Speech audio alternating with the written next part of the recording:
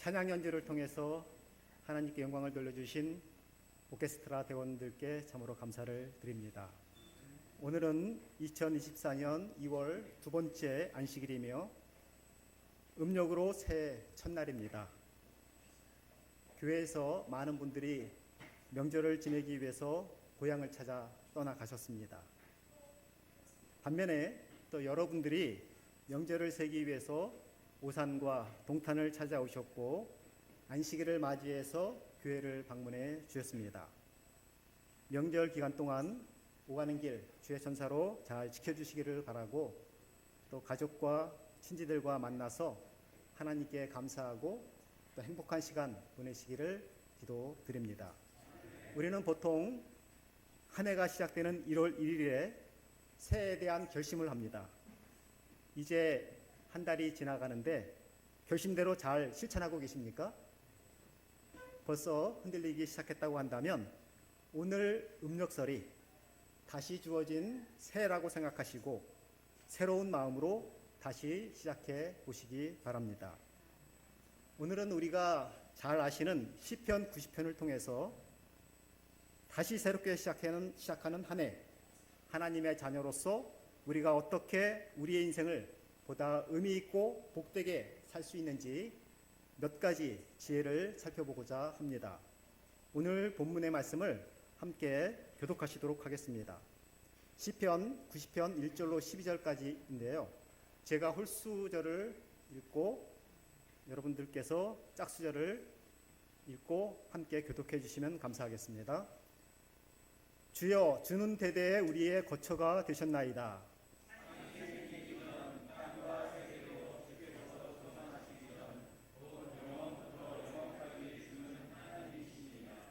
주께서 사람을 티끌로 돌아가게 하시고 말씀하시기를 너희 인생들은 돌아가라 하셨사오니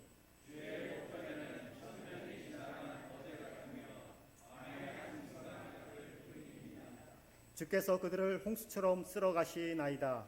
그들은 잠깐 자는 것 같으며 아침에 돋는 풀 같으니이다.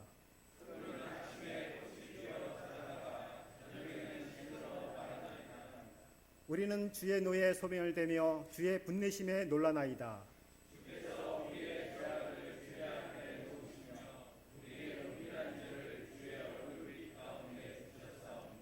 우리의 모든 날이 주의 분노 중에 지나가며 우리의 평생이 순식간에 다하였나이다.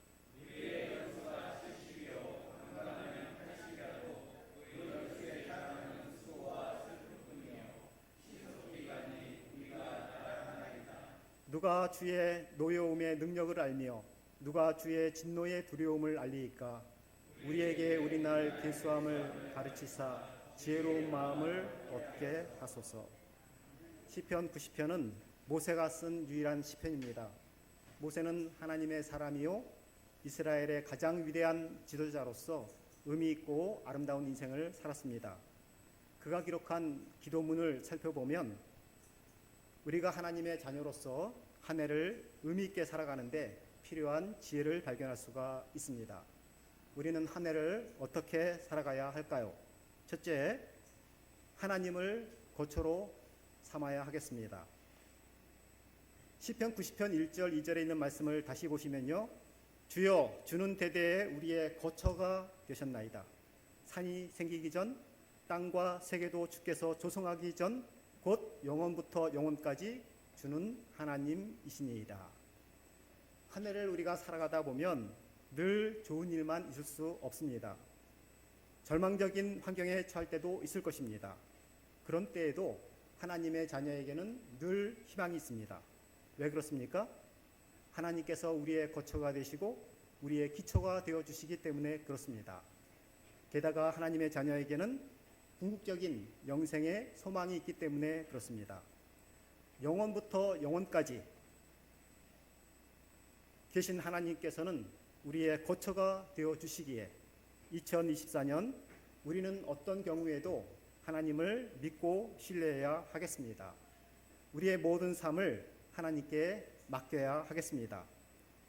우리의 건강도 주님께 맡기고 생명도 맡기고 가족들도 맡기고 사업도 맡기고 직장도 맡기고 현재 일도 장래일도 다 맡길 수 있어야 하겠습니다. 이스라엘의 성군으로 알려진 다윗의 가장 큰 장점이 무엇이었습니까? 하나님께 맡길 수 있는 신앙이 가장 큰 장점이었습니다. 어느 날 다윗과 밧세바 사이에서 난아들이 병들어 죽어가고 있었습니다. 그때 다윗은 3일을 먹지 않고 아들의 병을 낫게 해달라고 하나님께 간절히 기도했지만 그래도 아이가 죽었습니다. 아이가 죽자 그 소식을 들으면서 왕이 어떤 행동을 할지 신하들은 크게 걱정을 했습니다. 다윗이 아이가 죽었다는 소식을 듣게 되었습니다. 그러나 걱정하는 일은 일어나지 않았습니다. 오히려 다윗은 그 자리에서 벌떡 일어나서 목욕을 하고 식사를 한 후에 왕의 직무를 감당하게 되었습니다. 신하들은 놀라서 다윗에게 왕이여 어찌된 일입니까 하고 묻자 다윗이 대답했습니다. 아이가 죽기 전에는 하나님의 자비를 위해서 간절히 기도했지만 이제는 죽었으니 살리기 위한 모든 노력은 다 소용없는 일이다. 이렇게 다윗은 사람의 생사화복이 하나님께 달린 줄 알고 깨끗이 과거를 털어버렸습니다. 이미 돌이킬 수가 없었습니다. 다윗이 부단히 노력해도 안 되는 상황에 대해서 그것을 하나님의 뜻대로 받아들이고 새롭게 시작하는 모습을 보이고 있는 것입니다. 다윗처럼 우리의 삶을 온전히 하나님께 맡기면 우리는 어떤 상황에 이른다 할지라도 능히 이겨낼 수가 있는 것입니다. 다윗은 억울하게 13년 동안 사울에게 쫓겨다녔고 그렇지만 사울을 원망하지 않았습니다. 몇 번 사울 왕을 죽일 기회가 있었지만 손을 대지 않고 모든 것을 하나님께 맡겼습니다. 그는 사울보다 키가 작았지만 모든 것을 하나님께 맡길 수 있는 영적 거인이었습니다. 다윗처럼 올 한 해 모든 것을 하나님께 맡기고 우리에게 주어진 삶을 담대하게 살아가시기를 바라겠습니다. 하나님을 굳게 의지하며 살아가야 하겠습니다. 인간의 강함은 자신에게 나오는 것이 아니라 하나님을 의지하는 믿음에서 나오는 것입니다. 때때로 힘들고 절망적인 것처럼 느껴지는 상황이 온다 할지라도 원망하거나 불평하지 말고 오히려 그때 더욱 하나님께 맡기고 그분을 굳게 의지하면서 어려움을 극복하고 노력하면 결국 복된 일이 생기게 될 것입니다. 내가 왜 살아야 하는지 삶에 대해서 늘 의문을 제기하는 한 사람이 있었습니다. 그는 한센병 환자였습니다. 병원에서 32살에 진단을 받았습니다. 진단받은 그 순간부터 비행기를 탈 수가 없었고 또 가족들에게 피해를 주는 것 같아서 미안했고 주위의 따가운 눈초리에 움츠러들었습니다.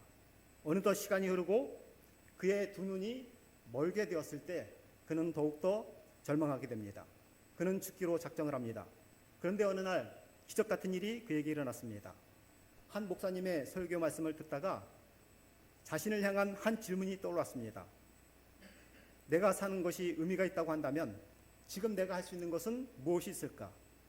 너무나 단순한 생각이었지만 갑자기 그런 생각이 들었습니다. 지금 자신의 두 눈은 보지 못합니다. 그러나 정신만은 아직 온전하다는 사실을 깨닫게 되었습니다. 그는 책을 쓰기로 결심을 했고 훗날 이제는 외롭지 않다라는 책을 저술하면서 많은 사람들에게 삶의 용기를 주게 됩니다. 그는 말합니다.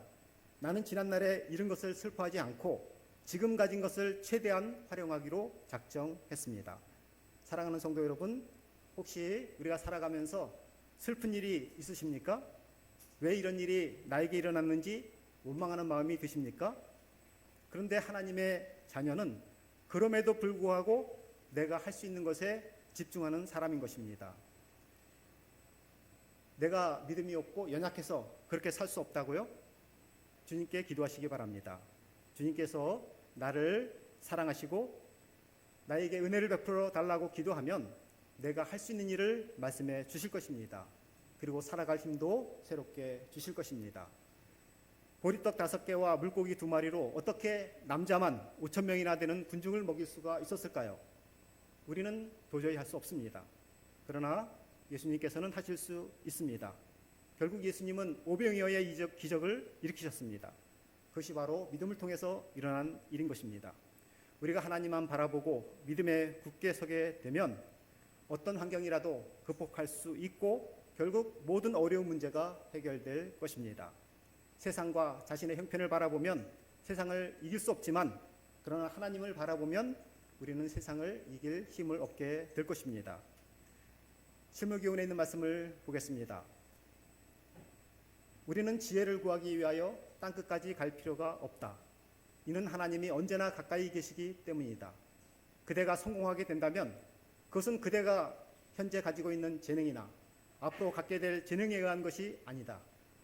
그것은 주께서 그대를 위하여 어떻게 하실 것인가에 달려있다. 우리는 사람이 이룰 수 있는 것에 대해서는 훨씬 적게 믿고 하나님께서 모든 믿는 자를 위하여 하실 수 있는 것에 대해서는 더욱 큰 확신을 가질 필요가 있다. 그분은 그대가 믿음으로 당신을 찾기를 바라신다 말씀하셨습니다. 2024년 한 해 대대에 우리의 거처가 되시는 하나님을 항상 기억하시고 어려울 때마다 끝까지 그분을 믿고 맡기는 귀한 한 해가 되시기를 간절히 바랍니다. 두 번째로 우리는 한 해를 살아가시면서 매일을 충실하게 살아가시기를 바라겠습니다.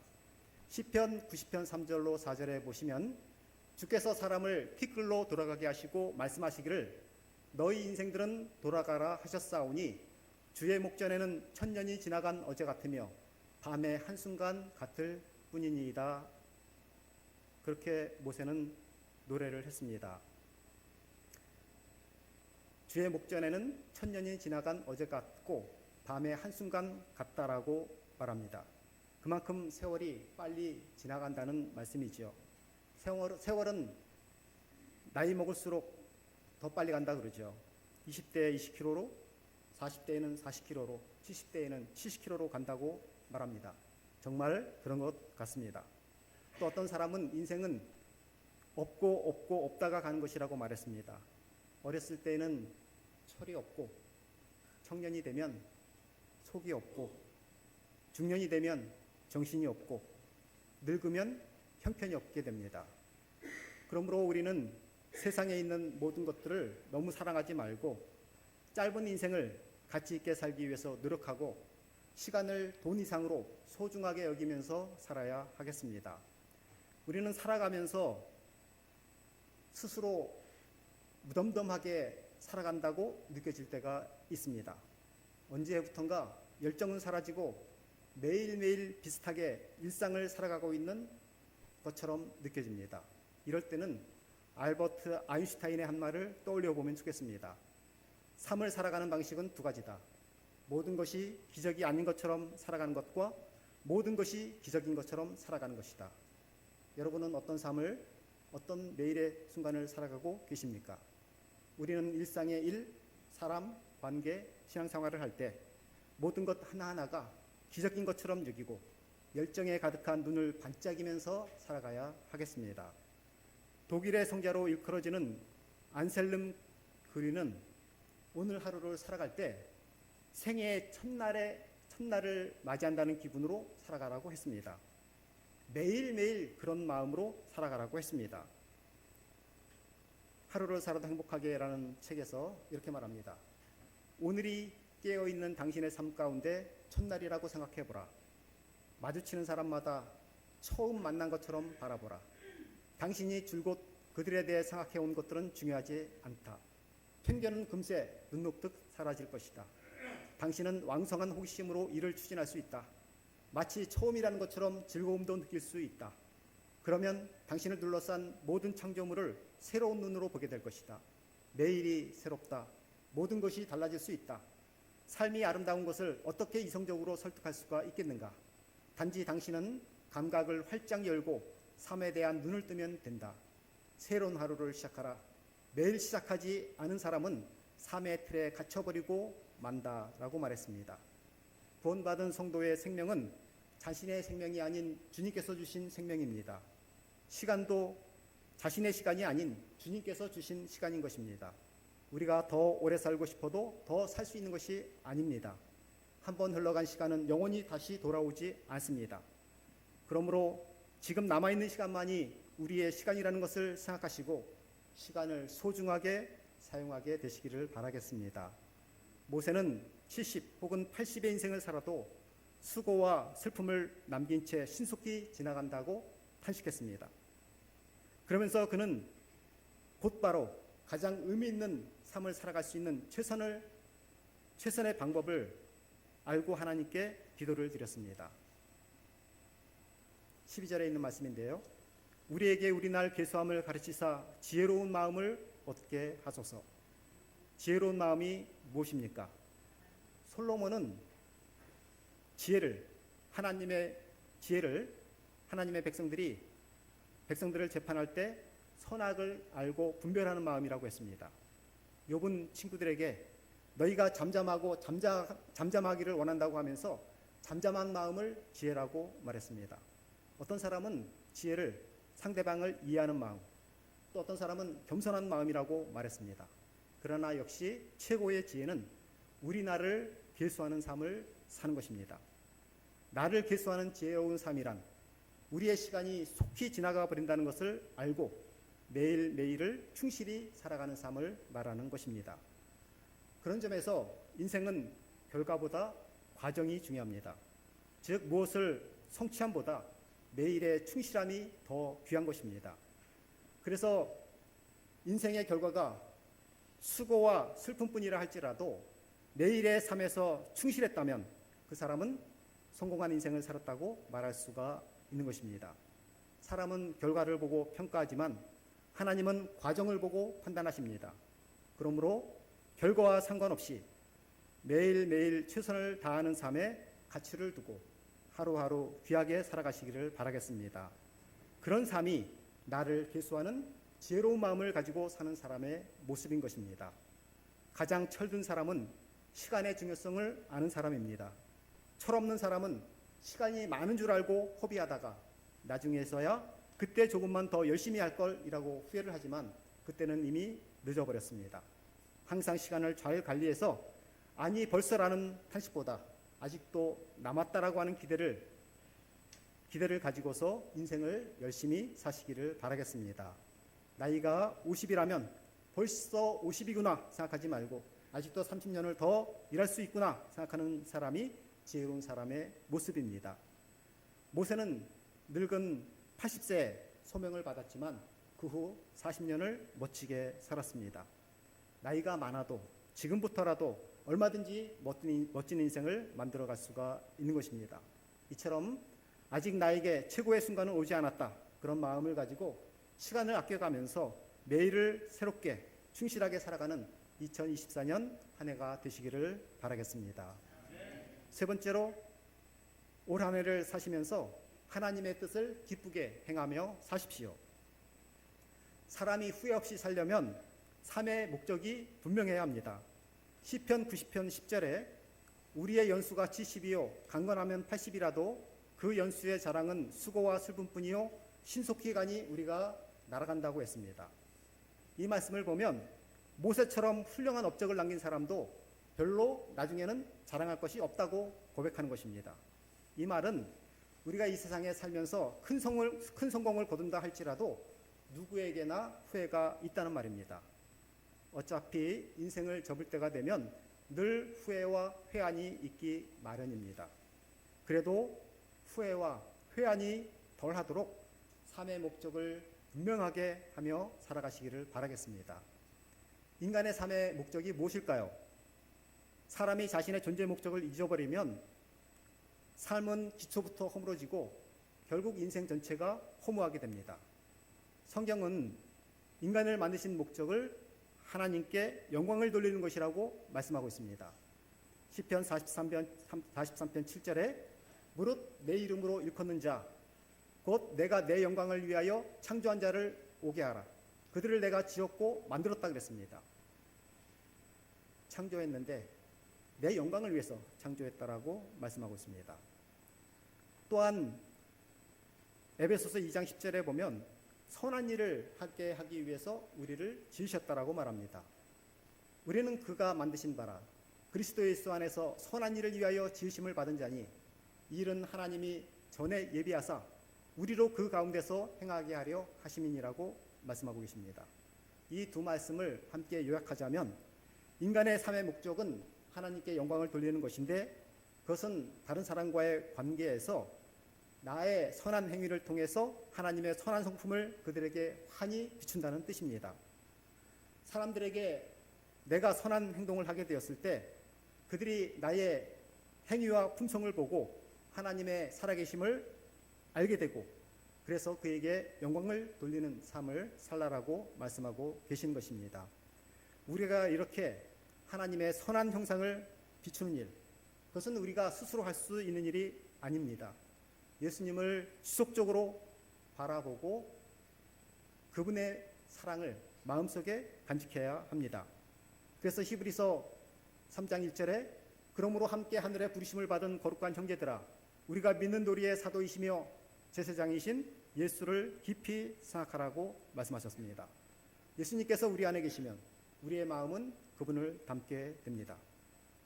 그분의 모본을 생각하면서 우리도 그분처럼 선한 행동을 할 수 있게 되는 것입니다. 2024년 우리 인생의 목적을 하나님께 영광을 돌리는 것에 두고 하나님께서 기뻐하시는 선한 일을 많이 하게 되시기를 바라겠습니다.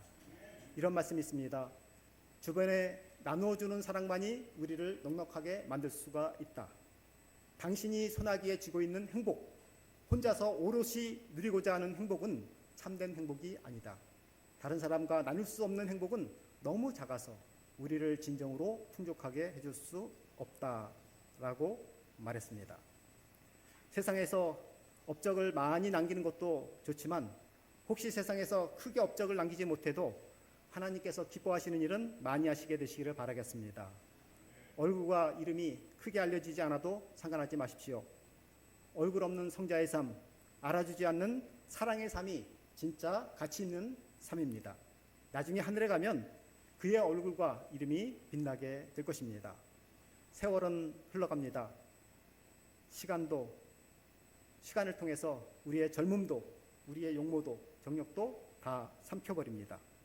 외모가 아무리 잘생기고 아름다워도 소용이 없습니다. 50대, 60대가 되면 다 거기가 거깁니다. 그러므로 인생이 순식간에 끝나기 전에 자신의 시간을 하나님께 더 많이 드리고 하나님의 뜻을 이루려고 노력하게 되시기를 바라겠습니다. 하나님의 뜻을 행하는 자가 성경에서는 영원히 거하겠다라고 말씀하셨습니다. 요한일서 2장 15절로 17절 이 세상이나 세상에 있는 것들을 사랑하지 말라.